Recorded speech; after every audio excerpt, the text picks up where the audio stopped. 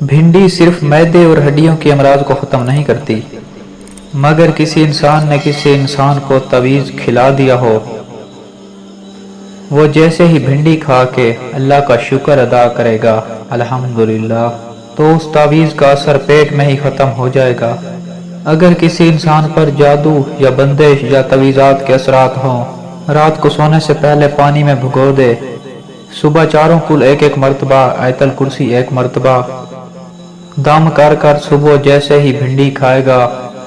تو ایسے میں تمام نحس اثرات اس کے جسم پر جو بھی ہوں گے وہ ختم ہو جائیں گے۔ تو یوں وہ انسان اگر شادی کی بندش ہو، کاروبار میں بندش ہو،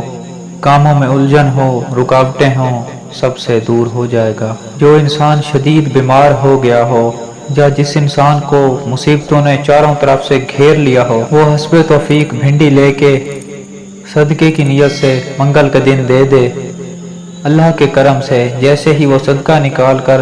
گھر میں آئے گا، تمام نحس حسرات ختم ہو جائیں گے۔